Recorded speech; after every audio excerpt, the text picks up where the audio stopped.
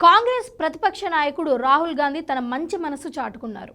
April 22న జరిగిన పహల్గామ్ ఉగ్రదాడిలో 26 మంది మృతి చెందారు. దీనికి ప్రతీకారంగా భారత్ పాక్ మధ్య కాల్పులు జరిగాయి. ఈ కాల్పులలో తల్లిదండ్రులను కోల్పోయిన 22 మంది పిల్లలను దత్తత తీసుకోవాలని రాహుల్ గాంధీ నిర్ణయించుకున్నారు. జమ్మూ కాశ్మీర్లోని పూంచ్లో 22 మంది పిల్లల చదువు ఖర్చులకు రాహుల్ గాంధీ భరిస్తానని తెలిపారు. భారత్ పాక్ కాల్పుల వల్ల సరిహద్దులలో ఉన్నవారిలో కొందరు ప్రాణాలు కోల్పోయారు. తల్లిదండ్రులను కోల్పోయిన వారు అనాథలు కారని, వారిని జీవితాంతం తను చూసుకుంటానని, వారి పూర్తి ఖర్చులు కూడా తానే భరిస్తానని రాహుల్ గాంధీ తెలిపారు.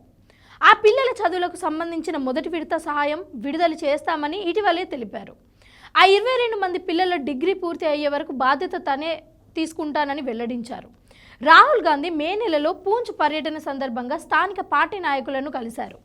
ఆ సమయంలో బాధిత పిల్లల జాబితాను రూపొందించాలని ఆదేశాలు జారీ చేశారు. అప్పటి నుంచి వారిని సర్వే చేసి ఓ జాబితాను తయారు చేశారు. అన్ని ప్రభుత్వ రికార్డులను క్రాస్ చెక్ చేసిన తర్వాత ఆ 22 మంది పిల్లల పేర్లను ఖరారు చేశారు.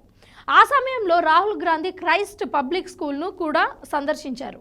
ఆ స్కూల్లో కూడా కొందరు భారత్ పాక్ యుద్ధం సమయంలో తల్లిదండ్రులను కోల్పోయిన వారు ఉన్నారు.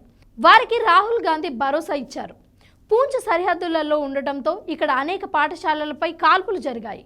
ఈ సమయంలో చాలా మంది తల్లిదండ్రులు కాల్పులలో మృతి చెందారు. ఈ క్రమంలోనే రాహుల్ గాంధీ వారిని దత్తత తీసుకున్నారు.